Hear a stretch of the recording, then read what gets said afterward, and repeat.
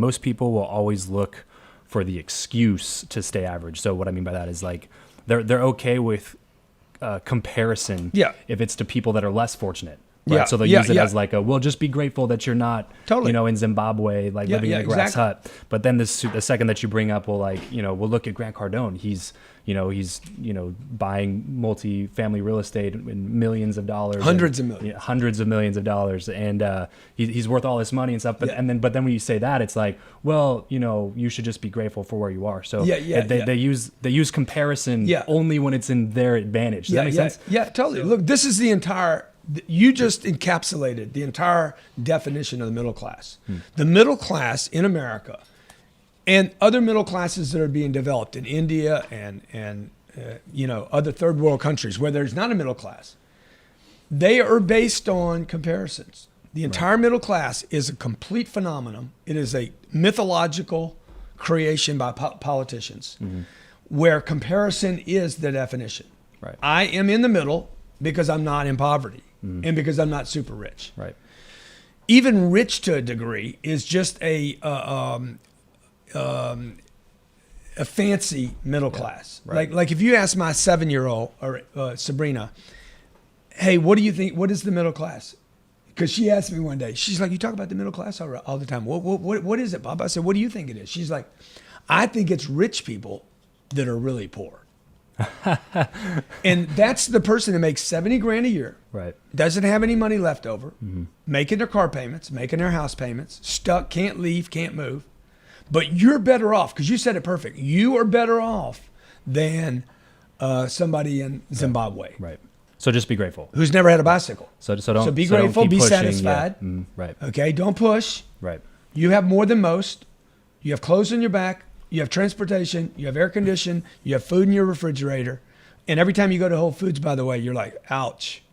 Yeah. That's not freedom, folks. So Travis, you're doing a service to people to tell them the truth. So what is the balance then? Because I feel like being grateful is a really good practice. Yeah. But there's also you should also have some sort of a healthy dissatisfaction for where you are to keep pushing forward. So what's the balance between the two? I think people need to be great. And full of great. You need to be great. Somebody said the other day, man, you're really blessed. I said, no, dude, I'm proving it. I'm proving that I'm blessed. I'm not interested. God doesn't need to be recognized as blessing me. God has zero, like he's not putting a mark on the board. I need to prove that I'm blessed. He already did his work. I need to do my work now. You guys need to go out and prove that you're blessed. Yeah. You need to get grateful, full of greatness.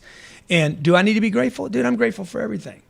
But I'm not spending time on grateful. I'm spending time on how do I fulfill my potential? That is the great payback.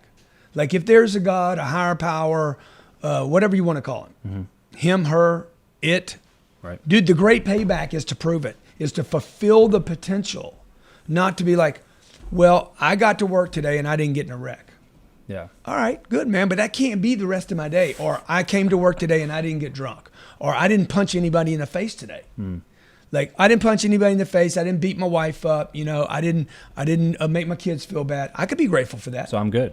Yeah. I'm good. Right. So the rager, that's what the rager does. I didn't beat anybody's face in it. Okay, dude, look, like where are we going to move the conversation to? And that's what I'm interested in. I am very is that really the fulfillment of your potential to not hit people? You know what I mean? Yeah, like exactly. Right. Like I'll give you an example. Like I just I bought a plane 3 years ago, sold the plane, bought another plane. When I got on the new plane, okay, I was literally on this plane 3 minutes. It's a brand new plane, Gulfstream 550. It's like top of the line, everything. I was on that plane maybe 3 minutes. Johnny, you weren't on that flight with us, were you? No, I wasn't. Okay. Sherry, my COO, was on the flight. Elena was on the flight. Ryan Secco was on the pilot, and I'm on 3 minutes, and I said, I'm gonna buy the next level. So was I grateful? Am I ungrateful? Dude, I love the plane I'm on. Okay, yeah. I'm extremely grateful for it. But I know. Now the question now in this conversation becomes, when is enough enough? And if you're asking that question, I guarantee you don't have enough, and you're not working hard enough, and you're not going for your potential. Rather, you're measuring against other people. Yeah. So you're trying to make sense of what you said. You're trying to make sense of why you don't have what you have, and you'll do that by making me wrong. Right. and changing it into a morality issue. Totally. Just saying, getting rich is selfish and it's totally. And all this other stuff. Now it's going to become. See, nobody's ever covered this what you're doing right now. Yeah. Now the guy's going to drop into a morality issue. Why do you need so much? Right. You could have taken that money for that plane and you could have fed hungry people. Mm-hmm. You know. Well, dude, I'm feeding hungry people. By the way, when we're having this conversation, I'm feeding more hungry people than the guy asking the question. Exactly. Yeah. Exactly. That's always the interesting. Yeah. Oh, there it is. Yeah. There it is. For those listening, we'll link up to the video in the show notes. You come check it out. We just put a little model of Grant's plane he just bought up on the desk here. So, no, this is the actual plane though that I bought. Yeah, the actual model, right? I shrink myself to get in the plane. The future. Yeah, the future shrinker.